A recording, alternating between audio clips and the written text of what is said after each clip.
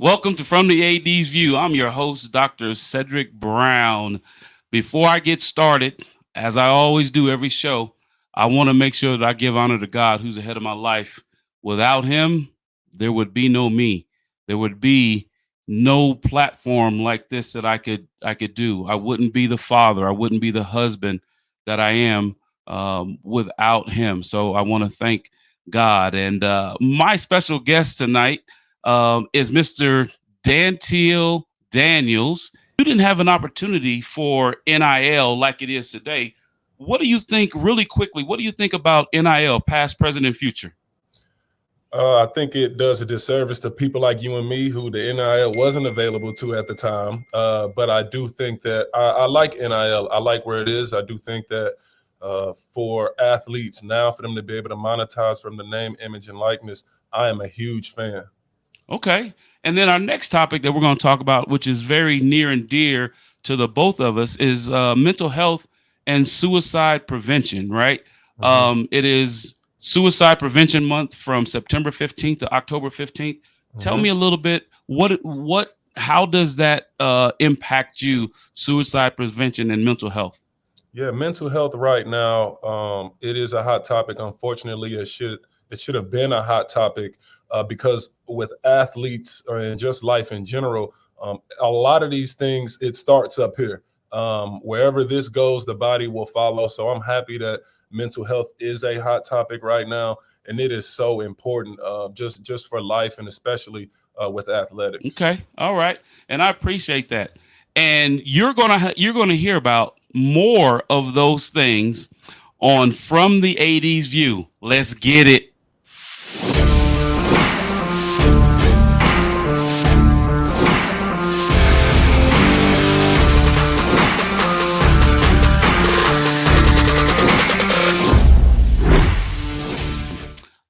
Let's bring back Mr. Dantiel Daniels on the show.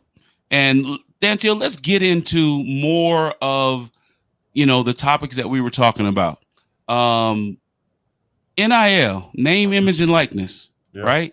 We have individuals, we have basketball, women in basketball down in Tulane that are millionaires because of it, right? But if you go back to the mid 1990s, late 1990s, Mr. Ed O'Bannon at UCLA, he sued the NCAA for that very reason, for name, image, and likeness. Mhm. But he lost. Mhm. He lost, right? And he paved the way for the athletes right now.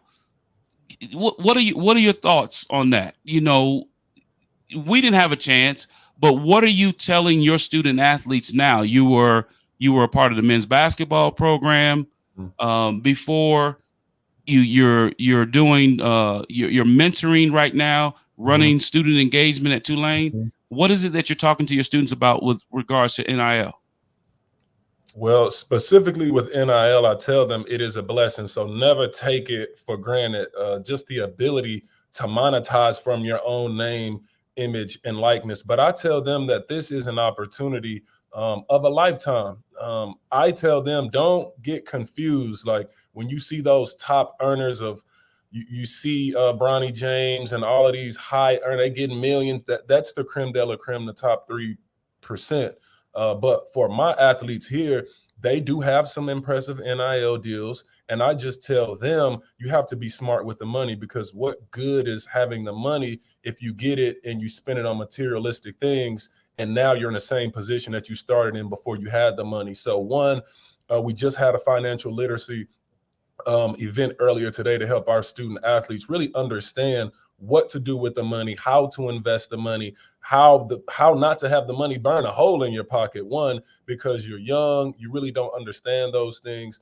But my conversations with NIL is you don't have to be the best. You don't have to score the most points, to score the most touchdowns. You just have to have a following of some sort and make yourself marketable, which makes it an even playing field for everyone. And that's so true, Dantiel, and I'm glad you brought that up. The fact that you can have a student athlete who's a walk on, Mhm. right, that has a great following on social media platforms and has an opportunity to represent um, partners in the community, whether it be um, the automobile industry, it could Mhm. be restaurant franchises, it could be local mom and pop stores and things like that, and everything. And you can speak to it. Everything is not always the cash, or as the young people say, the bag. It's not always that. Sometimes it could be product, Mhm. right? They can give you product for 5 years or something like that. I mean, I know that I've seen and heard student athletes that get NIL deals, and it's strictly for food, right? Right. It could be a Taco Bell deal. You can have Taco Bell for a whole year for free, right? Mhm. And they probably put a cap on it where you can come in every time that you come in, they'll let you spend, $25 or $30. Mhm. And that in itself, both you and I, broke college students, that in itself can help, because if I can go get me a quesadilla and some cinnamon twist and a Arctic diet Coke or something like that, uh, I'm winning, right? As a Mhm. student, I'm winning because the money Yeah. is not there, but if Mhm. I can get that product, it's there as well. So you mentioned the seminar that you had with the student athletes Mhm. today. Did the topic of investments and things like that come up? And if so, what was that conversation like? Yeah, so he didn't too much hit on the NIL, but he did hit on like Roth IRAs, different things like Acorns account for the beginners as far as investors, but really breaking down how can I turn $1 into two, and I think where the disconnect is from our athletes and the finances is they just see, okay, I can get this NIL deal and I have the money, but now I just want to spend it. And kind of like what you were speaking to, it doesn't have to necessarily be the bag. It could be, I want to partner with this clothing brand, and this could plant a seed for something that could be even greater for something down the line. Or you can partner with I don't know, the Dunkin' Donuts company and figure something out with your NIL. So our event earlier today was really based on the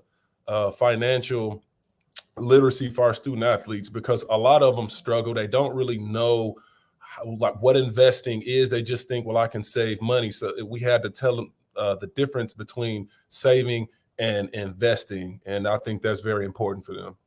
It is important because at this stage in an 18 to 22-year-old's life, they probably have had some mentoring and some tutelage from their parents, and we hope that is the case, right?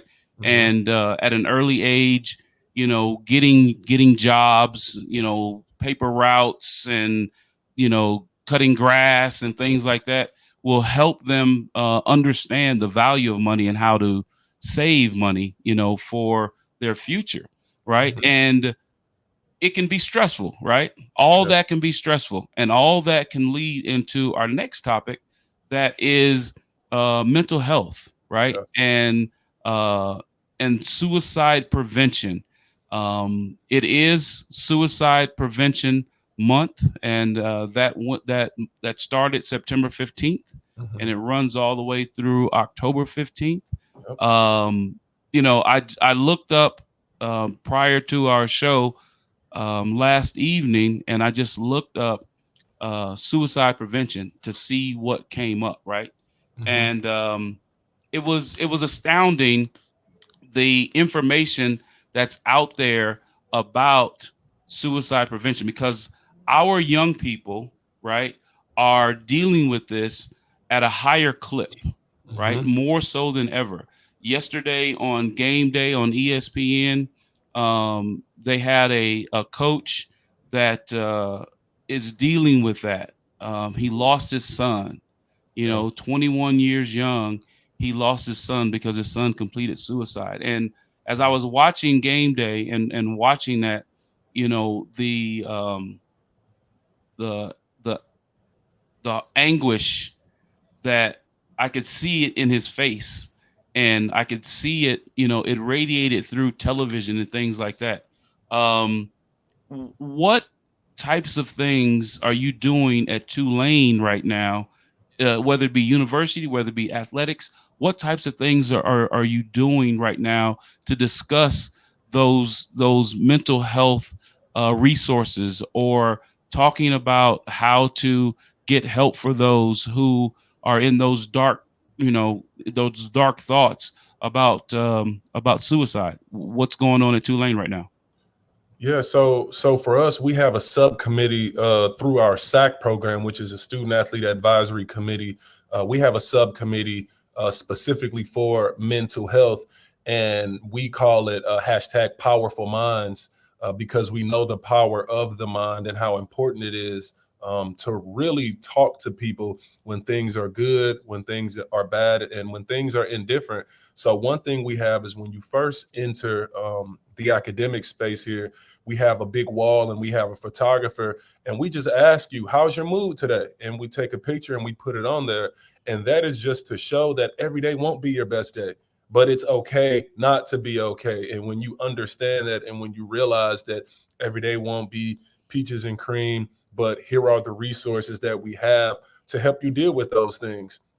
And putting those resources out for our student athletes, it's crucial. We have 4 full-time professional mental health therapists at their disposal if they ever want to talk about anything. We have a sports psychologist to try to help our athletes really make sense of everything going on, because the truth of the matter is, being an athlete right now was very different when you and I were athletes. And so you have a bunch of different things. You have social media, TikTok, everything kind of pulling at your attention. So Powerful Minds with us here at Tulane, they do a wonderful job at, one, telling where our athletes, where the resources are, and two, just wrapping our arms around and surrounding them and loving them and let them know we support you whether you have a good game or bad game or whether you don't play at all.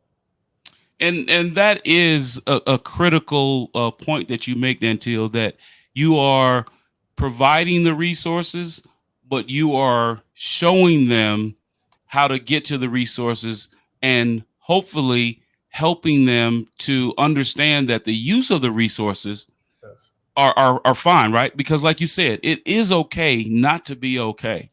And as I was looking, thank you, Ms. Hollins. We appreciate you. We appreciate your support. As I look at this information, right, I went on the website, and there's a 988 suicide crisis lifeline. And that message is simply hashtag be the one to. And it was things like, and I'm going to read this before we go to break. It was like, be the one to ask the question, right? Be the one to be there, right? Be the one to keep them safe, right? Be the one to help them connect, right? And then be the one to follow up, right? And it's so important. Dantiel, I'm your big brother. I'm a little older than you. Probably old enough to be your pops and everything. And so when things were on us, we just kind of pushed them to the side, and we just deal, right? And our young people today, they have an exposure to so much more. Like you said, social media, thank you, my producers. So much more on them. And it's so imperative that individuals like you and me that are in leadership roles in athletics, that we reach out to these young people, our men and our women, and let them know that there are resources out there, and that we want to be the one to help them. Right. Yes. So Dantiel, stay with me, because we got a special segment coming up at the end, because we got to talk about that journey. Stay with me. I am Dr. Cedric Brown. You're watching From the AD's View, and we will be right back after this break. Water, it's everywhere. We drink it, we bathe with it, we cook with it. Coffee's made with water. Toilets won't flush without it. It's used for washing clothes, dishes, utensils, pots, pans, floors, and our teeth. Plants and crops need water, animals drink it, and fish need it too. And don't forget, we can have a lot of fun in the water. Water. What would we do without it?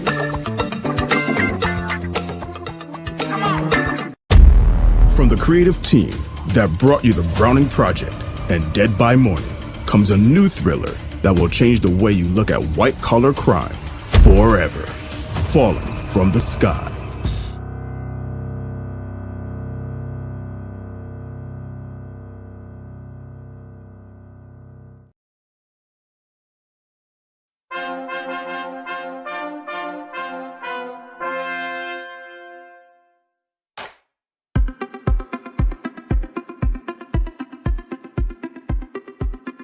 I'm Leon Thomas with the Leon Thomas Group. Podcast, virtual events, webinars, streaming shows, and so much more. We want to be your partner in all things virtual.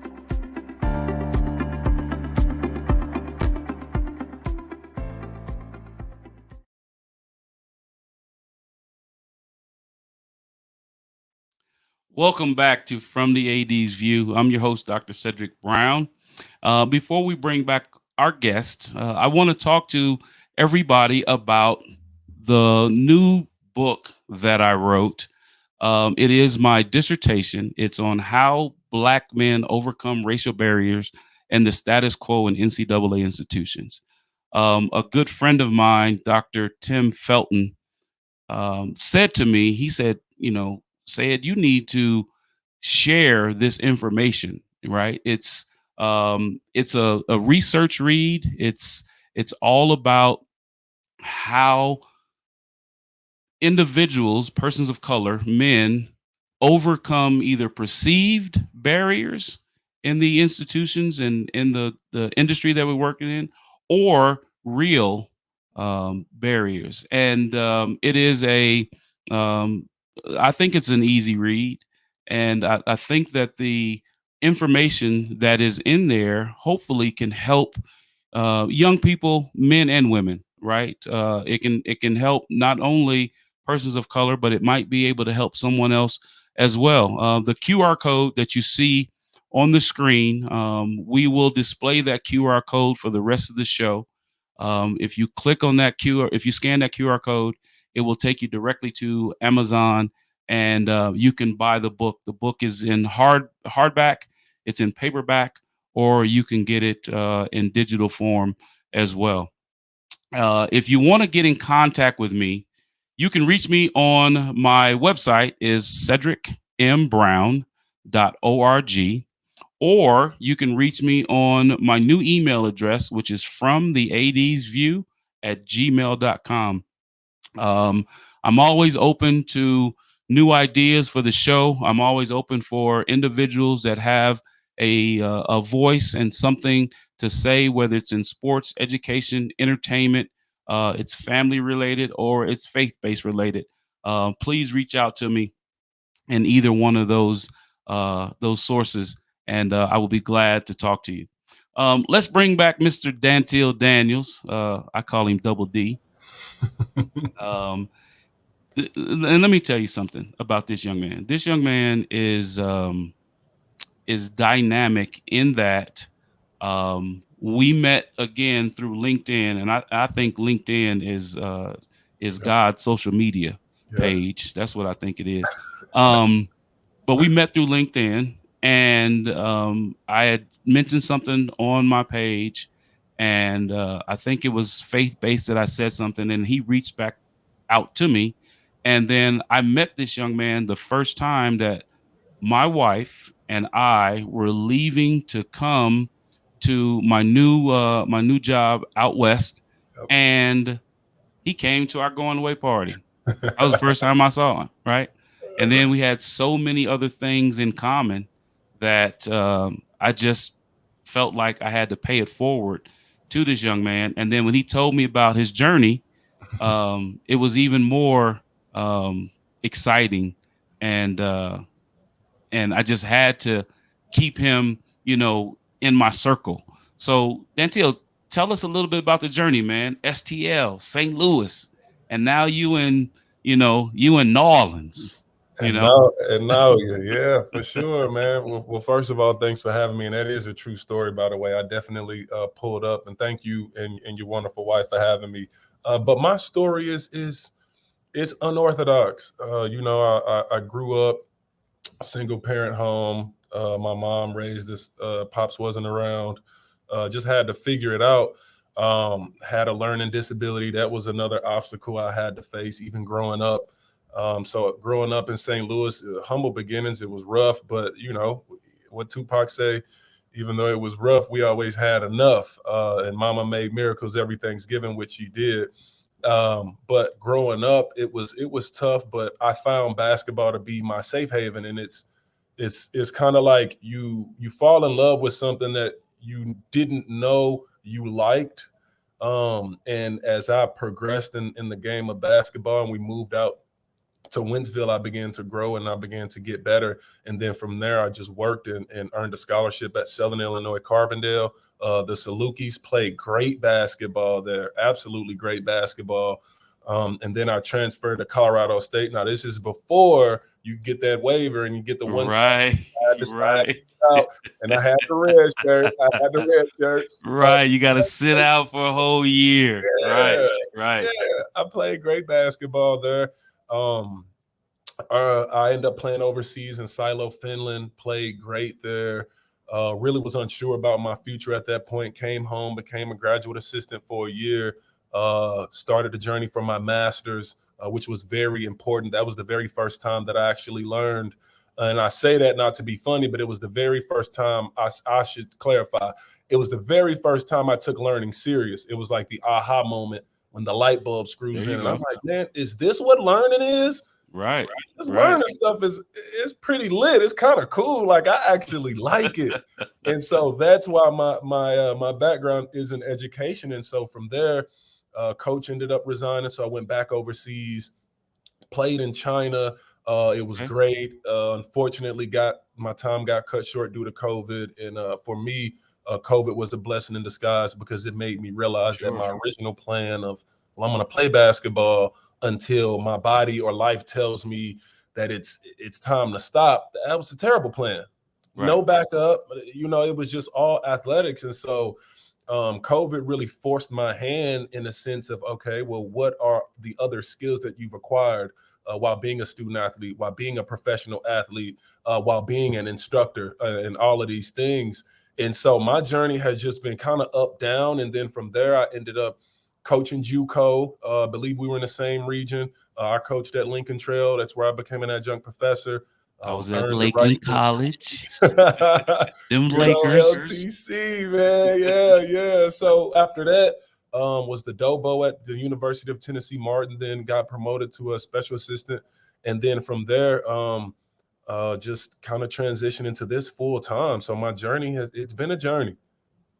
And let me tell you something about how our lives have been similar, right?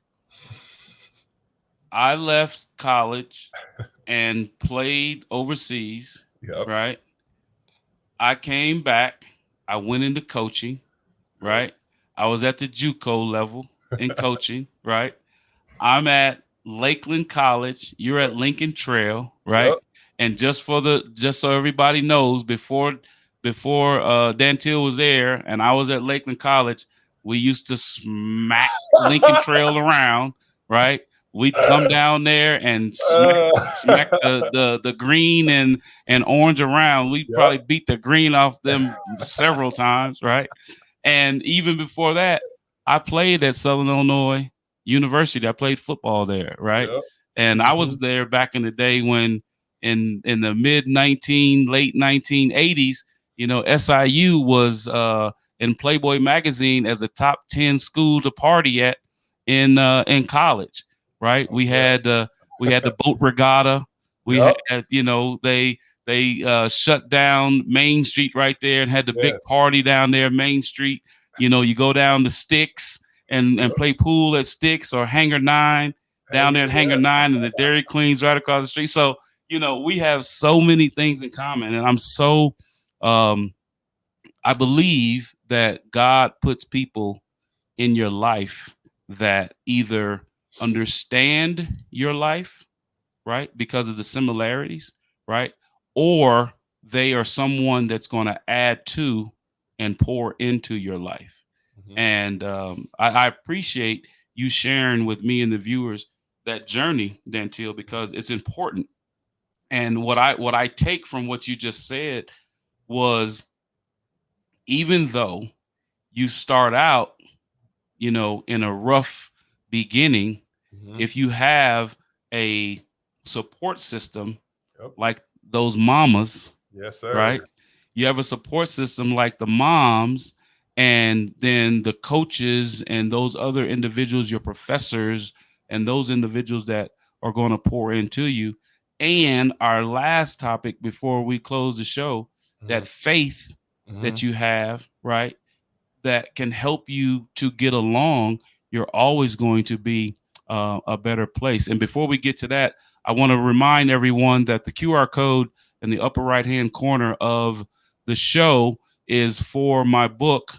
And you can get that book on Amazon.com. If you scan that QR code, you will be able to get that book. And those that do, I appreciate your support, and I appreciate the love in that. And if you have any questions about that, you can reach me at fromtheadsview at gmail.com, or you can reach me at cedricmbrown.org. What does faith mean to you, Dantiel? Man, faith is everything. Like, I know throughout my journey that my God was with me the whole time, because there was this unwavering just certainty that everything would work out. All I had to do was grind. Just like you said, it wasn't about how like the start was rough, but with faith and my family, and just pure hard work, and just taking advantage of all my resources, my faith just stayed strong. And then everything ended up just working out because I always just had a work ethic. I kept my faith. I stayed true to who I was, no matter the situation. And I just always worked. I knew that, you can't pray for something and then go sit on your butt and watch Netflix all day. That's not how it worked.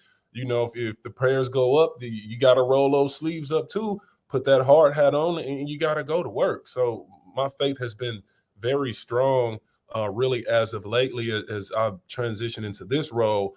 And I've just been very fortunate to be around student athletes, and just very fortunate to be in the position that I'm in. And I'm just always thankful for the things that I have, and for basketball being a great foundation to build off of. Well, that's very well said, Dantiel. And in the word, it does say that work without faith is dead, and faith without work is dead, right? So you have to put in the work to make sure that the blessings that are coming, that those blessings are appreciated, right? And the appreciation is the work that we put in.